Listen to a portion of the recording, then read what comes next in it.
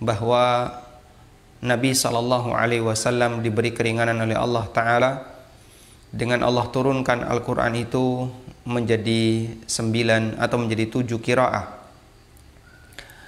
Dan kemudian ini yang diajarkan oleh beliau kepada para sahabatnya. Lalu sahabat mengajarkan itu kepada murid-muridnya, baik di kalangan sahabat yang lebih junior maupun di kalangan para tabi'in. Kemudian murid-muridnya mengajarkan kepada bawahnya dan terus-terusnya hingga sampai ke kita. Sehingga di zaman ulama tabi'in ada banyak qurra yang mereka membaca Al-Quran bisa jadi dengan redaksi yang berbeda. Sampai akhirnya ada salah seorang ulama yang pertama kali mengumpulkan seluruh qiraat dan menuliskannya dalam satu kitab. Beliau adalah Imam Abu Ubaid Al-Qasim bin Salam, seorang ulama yang hidup sezaman dengan Imam Ahmad bin Hanbal, dan beliau meninggal pada tahun 224 Hijriah. Dan beliau mengerjakan amal besar ini karena ada banyak sekali qurra, ada banyak sekali ahli membaca Al-Quran yang tersebar di berbagai macam daerah. Karena dikhawatirkan terjadi fitnah, bisa dikhawatirkan terjadi atau berpotensi terjadi sengketa antar sama kaum muslimin, maka beliau mengumpulkan semua qiraah itu agar bisa dijadikan sebagai acuan. Dan ada banyak sekali qurra di zaman tabi'in, namun yang paling menonjol ada 7. Yang paling menonjol ada 7. 7 itu siapa saja? Kita sebutkan secara ringkas. Yang pertama adalah Abdullah bin Amir. Abdullah bin Amir al-Yahsubi. Beliau meninggal pada tahun 118 Hijriah. Dan beliau termasuk imam ahli Syam, imam bagi penduduk Syam, dan qadhi di Syam, Syekhul Qurra di Damaskus. Beliau mengambil qiraah dari Al-Mughirah bin Abi Syihab Al-Makhzumi dari Abu Darda, sehingga sanadnya adalah dari Abdullah bin Amir, dari Al-Mughirah bin Abi Syihab, dari Abu Darda. Jarak antara beliau dengan Nabi SAW hanya 2 orang. Dari Mughirah bin Syihab, dari Abu Darda radhiyallahu an, dari Nabi SAW. Dan murid beliau yang paling terkenal adalah Hisham dan Ibnu Dzakwan. Hisham dan Ibnu Dzakwan. Dan ini menjadi qiraah yang berada di Syam ketika itu. Kemudian yang kedua adalah Ibnu Katsir. Ibnu Katsir bukan penulis kitab tafsir, tapi Ibnu Katsir yang hidup di zaman tabi'in. Beliau adalah Abdullah bin Katsir Ad-Dari.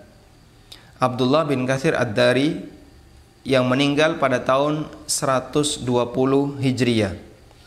Dan beliau imam Mekah. Beliau termasuk ulama rujukan di Mekah. Dan beliau pernah bertemu dengan beberapa sahabat, di antaranya adalah Abdullah bin Zubair dan Abu Ayyub Al-Ansari serta Anas bin Malik.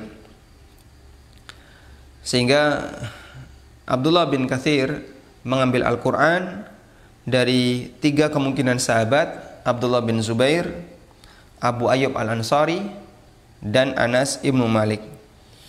Dan perawi yang terkenal dari Ibnu Katsir adalah Al-Bazzi dan Qumbul, yang itu mewakili qiraah ahli Mekah ketika itu. Kemudian yang ketiga adalah Asim. Asim bin Abi Najud Al-Asadi. Dulu sudah pernah kita singgung ya. Beliau rahimahullah berada di Kufah, dan beliau meninggal pada tahun 127 Hijriah. Dan Asim adalah Syekhul Qurra bil Kufah. Beliau adalah seorang imam, seorang ulama ahli bacaan Quran yang berada di Kufah. Dan beliau mengambil sanad dari Abu Abdurrahman As-Sulami dari Ali bin Abi Thalib radhiyallahu anhu. Dan beliau juga punya guru yang kedua, yaitu Zir bin Khubaish dari Abdullah bin Mas'ud radhiyallahu anhu. Dan di antara murid yang paling terkenal yang mengambil Al-Quran dari Asim ada dua. Yang pertama Syu'bah dan yang kedua Hafs. Nah, Hafs inilah yang paling banyak beredar di berbagai belahan bumi, termasuk yang dipakai di Saudi, juga yang dipakai di Indonesia dan beberapa negara yang lainnya. Selanjutnya adalah Nafi'. Yang keempat adalah Imam Nafi'. Nafi' bin Abdurrahman bin Abi Nuaim Al-Madani. Beliau mewakili qiraah ahli Madinah. Dan beliau meninggal pada tahun 167 Hijriah. Beliau mengambil qiraah, ada yang mengatakan dari 70 kalangan tabi'in yang lebih senior. Kemudian mereka yang 70 itu mengambil qiraah dari Abdullah bin Abbas, Abu Hurairah dan Abdullah bin Abbas dan Abu Hurairah. Sementara Abdullah bin Abbas dan Abu Hurairah mengambilnya dari Ubay bin Ka'ab. Sehingga di sini mewakili qiraah ahli Madinah. Dan muridnya Nafi' yang terkenal ada dua. Yang pertama adalah Qalun dan yang kedua Warash. Yang pertama Qalun dan yang kedua Warash. Qiraah Warash dari Nafi' ini banyak dipakai di daerah Afrika, di benua Afrika, Mesir ke barat, Maroko, Libya dan beberapa negara-negara di sekitarnya, dan termasuk juga yang ada di Afrika, beberapa negara Muslim yang ada di Afrika. Itu banyak menggunakan qiraah Warash dari Nafi'. Selanjutnya yang kelima adalah Al-Kisai, Abul Hasan Ali bin Hamzah Al-Kisai, seorang ahli nahwu. Beliau meninggal pada tahun 189 Hijriah. Dan sebagian ulama mengatakan wa kana al-Kisai a'laman nasi bin nahwi. Kisai adalah orang yang paling paham tentang masalah nahwu. Aslinya beliau dari Persia, berbahasa Persia, namun kemudian belajar bahasa Arab hingga bisa menjadi salah satu pemimpin dalam masalah bahasa di Kufah dan juga ahli dalam masalah qiraah. Dan ulama yang terkenal mengambil riwayat dari beliau ada dua. Yang pertama adalah Abul Harith dan yang kedua Ad-Duri. Kemudian yang keenam Abu Amr Ibnul Alla Al-Mazini Al-Basri. Beliau mewakili qiraah ahli Basrah. Meninggal pada tahun 154 Hijriah dan beliau dikasih julukan Sayyidul Qurra, pemimpin para qurra, pemimpin para ahli Quran. Dan di antara yang terkenal mengambil riwayat dari beliau adalah As-Suwaisi. Dan ini mewakili qiraah ahli Al-Basrah, penduduk Basrah. Kemudian yang ketujuh adalah Hamzah bin Habib Az-Zayyad, berasal dari Kufah juga. Dan beliau aslinya adalah Maula Ikrimah, mantan budaknya Ikrimah, meninggal pada tahun 156 Hijriah dan termasuk di antara kalangan tabi'in. Sehingga beliau tidak ketemu sahabat, tapi masuk di kalangan tabi'in. Beliau dikenal banyak menyampaikan hadis, juga banyak membahas masalah ilmu faraid, dan di antara ulama yang banyak mengambil riwayat dari beliau adalah Khalaf bin Hisham dan Khalad. Wallahu ta'ala alam.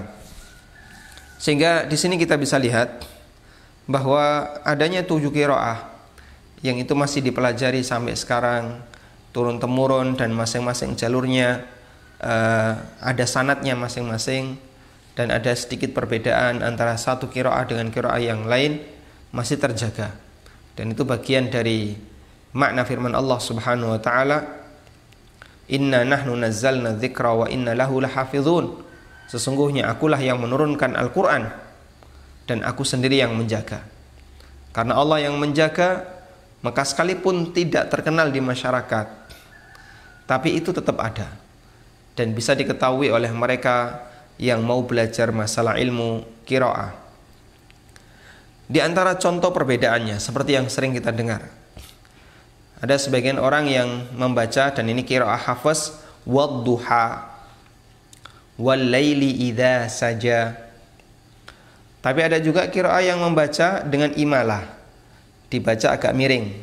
Wadduhi wal laili idza saji, dan beberapa perbedaan yang lainnya.